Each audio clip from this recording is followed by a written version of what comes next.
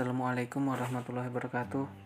Kami dari kelompok 7 Ilmu Akhlak akan mempresentasikan makalah yang berjudul Ifah, Zuhud, dan Tawadhu dengan anggota saya Presiden RT Tahri Cakra, Fahimatu Afida, Rizka Lahma Salsabila, dan Syaila Sailviana. Makalah ini memiliki latar belakang kedudukan akhlak dalam Islam dengan rumusan bagaimana ifah, zuhud, dan tawadhu yang bertujuan untuk mengetahui ifah, zuhud, dan tawadhu tersebut. Selanjutnya akan dipresentasikan oleh presentator untuk pembahasan materi. Kepada presentator, waktu dan tempat saya persilahkan.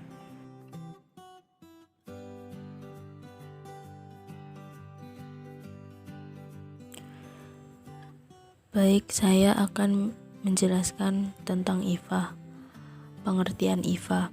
Ifah secara etimologis berasal dari bentuk masdar dari afa yaifu ifah, yang berarti menjauhkan diri dari hal-hal yang tidak baik. Sedangkan secara terminologis, ifah berarti menjaga diri dari perbuatan yang dilarang, baik dengan tangan, lisan, dan syahwatnya. Bahkan kadang-kadang menjaga diri dari perbuatan yang dibolehkan karena khawatir merusak diri. Ifah adalah mengekang hawa nafsu dari angkara murka.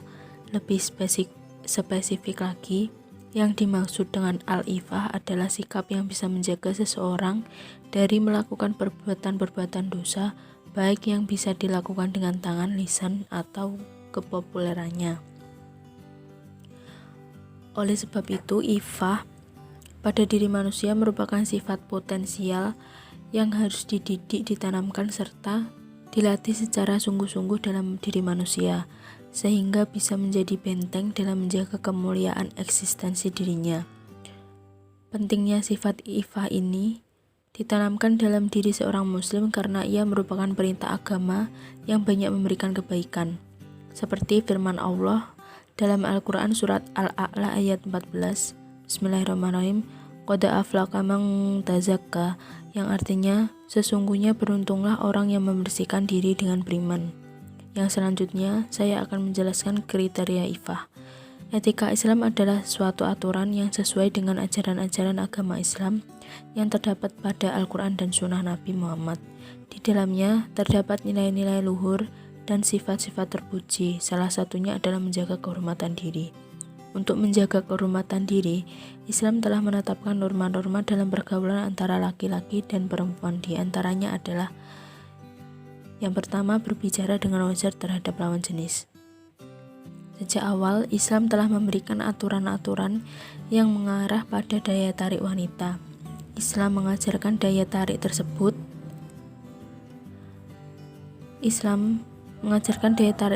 tidak diekspos terlalu luas. Salah satunya adalah suara wanita. Yang kedua, tidak suka keluyuran dan sederhana dalam berpenampilan. Bagi orang yang beriman, pakaian tidak hanya merupakan pelindung dan perhiasan badan, melainkan juga merupakan kewajiban agama yang harus ditunaikan. Oleh karena itu, cara dan model berpakaian harus sesuai dengan petunjuk Allah dan Rasulullah. Yang terakhir, menutup aurat. Pribadi muslim adalah pribadi yang memiliki kehormatan yang harus dijaga dan tidak boleh dirusak apalagi dinodai. Islam menganggap bahwa menjaga diri adalah penjagaan bagi semua manusia, dan menyakitinya berarti menyakiti kehidupan manusia secara menyeluruh. Salah satu cara untuk menjaga diri adalah menutup aurat. Islam adalah agama yang mengangkat harkat martabat perempuan. Sekian penjelasan ifah dari saya.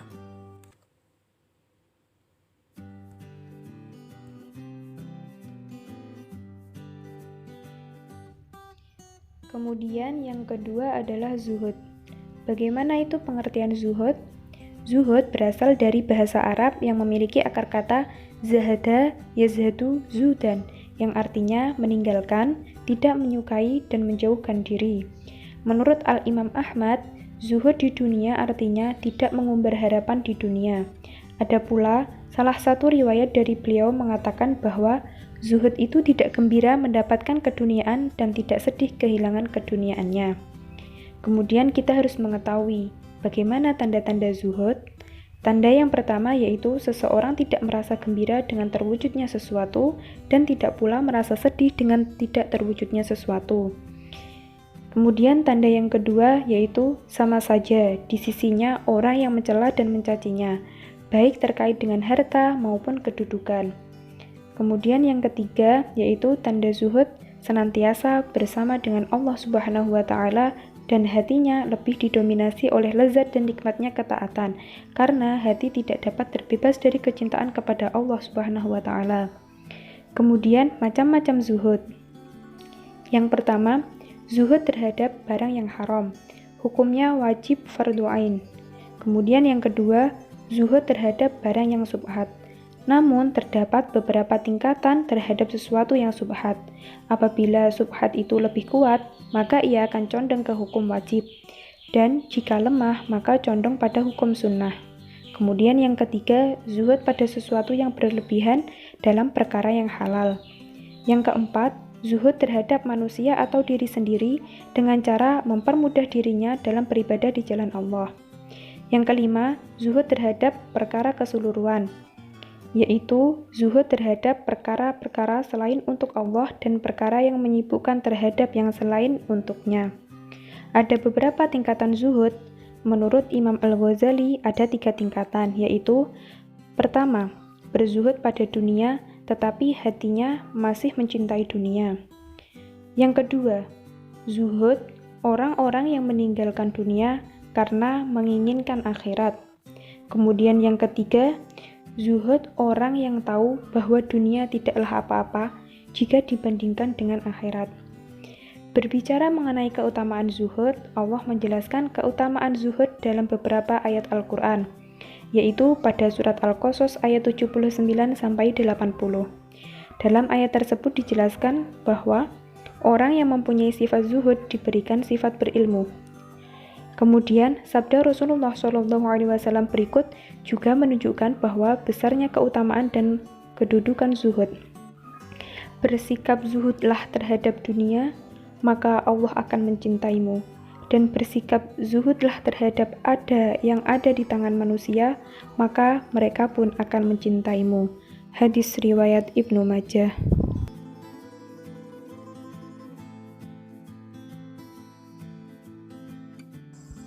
Yang pertama, pengertian tawadhu. Tawadhu secara terminologi berarti rendah hati, lawan dari sombong atau takabur. Tawadhu artinya rendah hati, tidak sombong, lawan dari kata sombong, yaitu perilaku yang selalu menghargai keberadaan orang lain, perilaku yang suka memuliakan orang lain, perilaku yang selalu suka mendahulukan kepentingan orang lain, perilaku yang selalu suka menghargai pendapat orang lain. Yang kedua, faktor yang membentuk sikap tawadhu yang pertama, bersyukur, menjauhi riya, sabar, dan yang terakhir, hindari takabur.